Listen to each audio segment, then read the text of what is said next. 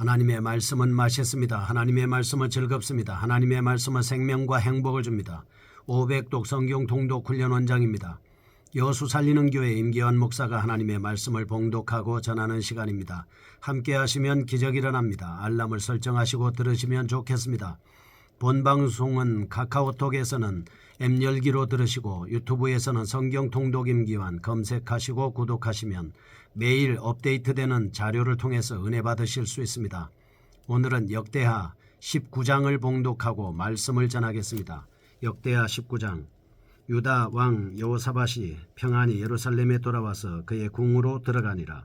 하나니의 아들 선견자 예후가 나가서 여호사밧 왕을 맞아 이르되 왕이 악한 자를 돕고 여호와를 미워하는 자들을 사랑하는 것이 옳으니이까. 그러므로 여호와께로부터 진노하심이 왕에게 임하리이다. 그러나 왕에게 선한 일도 있으니 이는 왕이 아세라 목상들을 이 땅에서 없애고 마음을 기울여 하나님을 찾음이니이다 하였더라. 여호사밧이 예루살렘에 살더니 다시 나가서 브엘세바에서부터 에브라임 산지까지 민간에 두루다니며 그들의 조상들의 하나님 여호와께로 돌아오게 하고 또 유다 온 나라의 견고한 성읍에 재판관을 세우되 성읍마다 있게 하고 재판관들에게 이르되 너희가 재판하는 것이 사람을 위하여 할 것인지 여호와를 위하여 할 것인지를 잘 살피라. 너희가 재판할 때에 여호와께서 너희와 함께 하심이니라. 그런즉 너희는 여호와를 두려워하는 마음으로 삼가 행하라. 우리의 하나님 여호와께서는 불의함도 없으시고 치우침도 없으시고 뇌물을 받는 일도 없으시니라 하니라.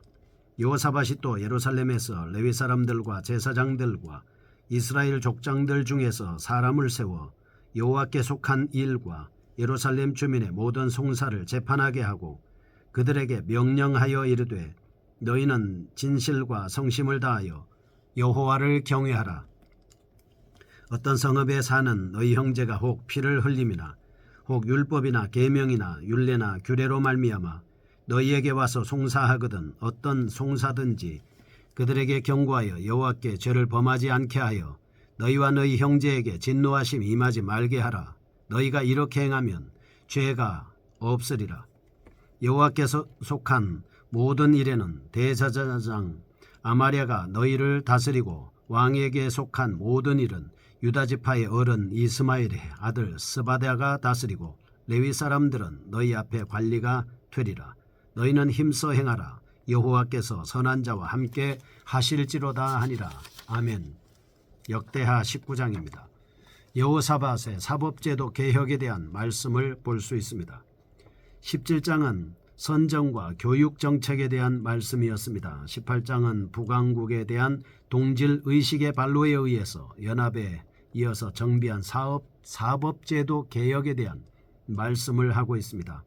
19장 1절에서 3절 여호사밧이 아합과 동맹한 사실에 대한 예후의 책망을 듣고 있습니다. 하나니의 아들 선견자 예후가 나가서 여호사밧 왕을 맞아 이르되 왕이 악한 자를 돕고 여호와를 미워하는 자들을 사랑하는 것이 옳으니이까. 그러므로 여호와께로부터 진노하심이 왕에게 임하리이다 하고 예후 선지자로부터 책망을 듣고 있습니다. 뿐만 아니라 4절에서 11절은 여호사밧이 행한 민간 통치 사역과 사법제도 개혁을 언급하고 있습니다. 남유다에서 펼친 여호사밧의 정책은 크게 3번 바뀝니다. 정치적인 면에서 여호사밧은 한 번 시련을 겪은 뒤 본 궤도에 올랐다고 볼 수가 있습니다. 여호사밧이 행한 사역을 시대별, 특징별, 성격별로 구분해 보면 다음과 같습니다. 첫째, 17장에서 이미 설명한 바와 같이 왕권 확립 시기의 정책을 들을 수 있습니다. 이 시기에 행한 그의 정책은 격변하는 국내외적 혼란의 틈바구니 속에서 유다의 위상을 어떻게 정립할 것인가 라고 하는 것에 대한 초점을 맞추고 있습니다. 둘째, 그의 정책은 보다 발전적인 것이었다라고 평가될 수 있습니다. 여호사밧은 자신이 획득한 부귀와 영광을 등에 업고 북왕국과의 통일을 시도한 정책을 시행한 것이 발장입니다. 셋째, 이러한 정책이 아람전과의 전쟁에서 실패로 말미암아 다시 본 궤도로 회귀하게 됐습니다. 이런 정책의 변화의 요인은 아람전의 실패와 더불어 선견자 예후를 통한 경고의 말씀 때문이었다 볼 수 있습니다. 이를 통해 역사를 주관하시고 선택하신 백성들을 주권적으로 이끄시는 하나님의 섭리를 볼 수 있습니다. 첫째, 여건의 조성 문제로 여호사밧은 단순히 민족을 사랑하는 순수한 열정으로 유다의 상황만을 보고 통일 문제 해결을 시도한 것이었습니다. 둘째, 외적인 시도의 문제는 인위적인 시도의 문제와 함께 북이스라엘이 여호와를 배교한 나라라고 못 받고 있기 때문에 여호사밧의 통일 시도는 전적으로 인위적인 시도였다 이렇게 봅니다. 첫 번째 보겠습니다. 1절에서 3절. 여호사밧 왕이 예후로부터 책망을 듣고 있습니다. 1절입니다. 유다 왕 여호사밧이 평안히 예루살렘에 돌아와서 그의 궁으로 들어가니라. 궁궐에 들어갔을 때 그 서두격에서 앞으로 책망받을 것에 대한 그 장소를 말씀하고 있습니다.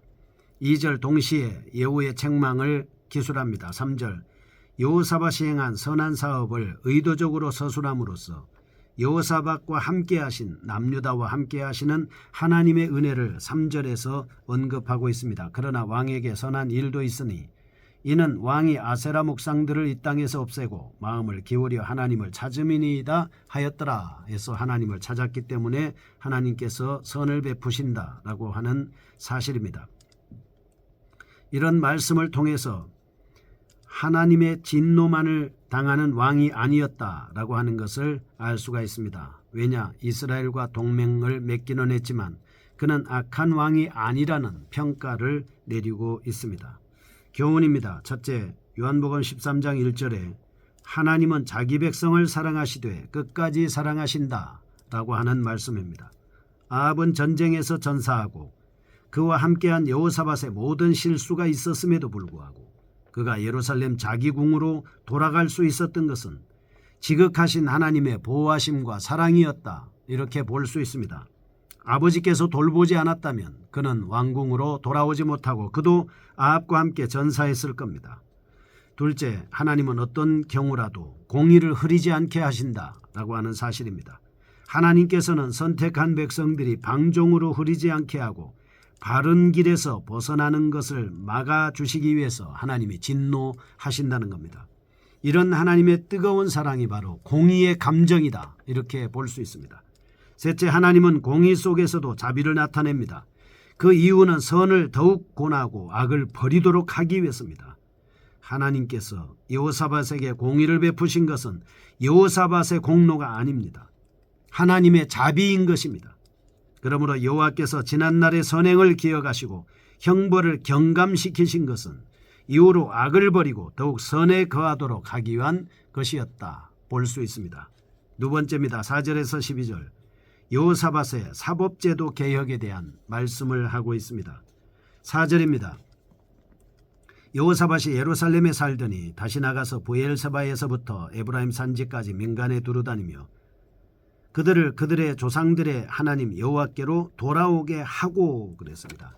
하나님께 돌아오게 하기 위해서 그는 순행하면서 신앙을 독려하는 모습을 볼 수가 있습니다. 참으로 훌륭한 왕입니다.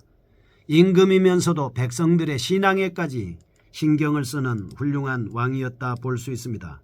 5절에서 7절 유다 전역의 지방 재판소를 세우게 됩니다. 8절에서 11절 예루살렘에 중앙재판소를 세우게 됩니다. 이는 여호사밧이 종교적으로나 사법적으로 정책을 펼쳤다 이렇게 보게 되는 것입니다. 이는 우상숭배의 재현을 막고 사회적인 불법을 미연에 방지하기 위한 것이었습니다. 이 재판소는 재판에 관한 율법 출애굽기 18장 19절에서 26절과 신명기 17장 8절에서 13절에 근거한 이는 하나님의 정의사상과 공평사상 그리고 한 걸음 더 나아가서 그의 사랑에 기초한 재판을 말씀하고 있는 겁니다. 이런 사실을 통해서 첫째, 4절의 종교교육으로 여호사밧은 브엘세바에서 에브라임 산지까지 전국을 두루 순행하면서 유다 백성들을 그 열조의 하나님께로 돌아오게 했습니다. 그래서 이분이 성군입니다. 신앙생활을 잘하게 만들어주는 왕이었습니다. 목회자가 아닙니다. 성직자가 아님에도 불구하고 그는 온 백성들이 하나님에게 돌아오게 만들 수 있는 훌륭한 선정을 베푼 것입니다. 5절과 11절입니다. 5절 또 유다 온 나라의 견고한 성읍에 재판관을 세우되 성읍마다 있게 하고 11절 여호와께 속한 모든 일에는 대제사장 아말랴가 너희를 다스리고 왕에게 속한 모든 일은 유다 지파의 어른 이스마엘의 아들 스바다가 다스리고 레위 사람들은 너희 앞에 관리가 되리라. 너희는 힘써 행하라. 여호와께서 선한 자와 함께 하실지로다 하니라 말씀을 하고 있습니다. 재판관을 세운 여호사밧은 온 나라의 견고한 성마다 재판관을 세워서 백성들이 모든 삶에 있어서 여호와의 정의를 세우는 일에 주력하고 있습니다. 특히 지방재판소와 중앙재판소의 설치를 통해서 하나님의 정의에 입각해서 모든 판결이 내려지기를 원하고 있습니다. 따라서 이 일은 실제로 종교교육을 보다 효과적으로 만들었을 뿐만 아니라 백성들로 하여금 적극적인 삶의 전면적인 개혁에 참여하도록 하는 데 큰 도움을 주었습니다. 이런 사실을 통해서 첫째, 재판관들이 의무를 수행할 때는 반드시 다음과 같은 태도를 취해야 했습니다. 7절에 여호와를 두려워하는 마음으로 모든 행동에 있어서 삼가야 한다. 9절 여호와를 경외함으로 충의와 성심으로 재판을 수행하여야 한다. 삼가 행하라고 하는 것은 자신의 신분에서 벗어나는 일을 삼가라라고 하는 말씀으로 해주고 있습니다. 편벽되게 재판하거나 뇌물을 받고 재판하거나 한쪽 편에 치우쳐서 재판하거나 어떤 권력의 편에 서서 재판하거나 이렇게 재판을 해서는 안 된다라고 하는 사실을 엄격하게 규정하고 있습니다. 충의와 성심으로 행해야 한다는 것은 재판관의 공의가 하나님에게서 비롯된 것임을 인식하고 여호와의 성품에 어긋나도록 함이 없도록 행해야 된다라고 하는 것입니다. 둘째, 재판관들은 그 권위가 위에서부터 주어진 것임을 인식해야 합니다. 재판은 사람을 위한 것이 아니며 여호와를 위한 것입니다. 여호와께서 창조한 창조계의 질서와 정의를 보존하기 위해서 재판관을 두신 겁니다. 그러므로 재판관들은 자신들의 직권으로 여호와께 영광을 돌리며 사회의 공의를 증진시키기 위해서 그 재판관의 직분을 사용해야 한다는 것입니다. 그러면 여기서 이스라엘의 재판 제도에 대해서 살펴보고 가겠습니다. 첫째, 재판의 목적입니다. 이스라엘에 있어서 법률 체계가 처음으로 제정된 것은 모세 때에 그의 장인 이드로의 권유에 의해서 재판이 시작됐습니다. 당시 재판의 일을 못해서 모든 일을 모세가 혼자 행하고 있을 때 재판을 다 수행할 수 없어서 더 효율적이고 더 신속하고 공정하게 처리하기 위해서 사법제도를 제정하게 됐습니다. 둘째, 조직은 모세 때에는 10부장, 50부장, 100부장, 1000부장 등이 일의 경중에 따라서 재판을 처리했습니다. 그리고 한 법정에서 한 번 판결된 사건은 다시 상고함 없이 종결됐습니다. 10부장이 해결할 수 없는 사건은 더 높은 상급 법정에서 해결을 의뢰할 수 있었습니다. 재판관을 임명하는데도 모세와 그의 후계자 밑에는 최고재판소가 있었습니다. 셋째, 재판관의 자격입니다. 율법에 규정된 것은 아니지만 재판관은 학식 있는 레위지파 중에서 뽑는 것이 관례였습니다. 장로, 제사장, 방백 등이 자격을 가지고 있었습니다. 후에 율법학자, 서기관, 율법교사라고 했습니다. 넷째, 인물로는 처음에는 재판관은 민사나 종교 문제 모두를 관할했지만 여호사밧 때에는 그 임무가 보다 세분화돼서 민사 문제와 종교 문제를 관할해서 재판을 할 수 있었습니다. 다섯째, 이스라엘 사법제도는 하나님의 공의를 실현하고 하나님의 백성들 간의 정의를 구현하는 것이 목적이었습니다. 이 나라 이 민족도 대한민국도 온전한 사법이 기관이 온전한 사법제도를 통해서 하나님의 공의를 이룰 수 있기를 축복합니다. 거룩하신 하나님 아버지, 오늘 우리가 하나님의 말씀에 근거해서 신앙으로 하나님 앞에 돌아오고 법과 정의를 통해서 하나님의 말씀의 공의를 세울 수 있도록 인도하여 주옵소서. 예수님의 이름으로 기도합니다. 아멘. 여수 살리는 교회 임기환 목사였습니다. 지금 극동방송을 듣게 하세요. 기적이 일어납니다. 우리는 지금 생명의 말씀을 전하고 있습니다.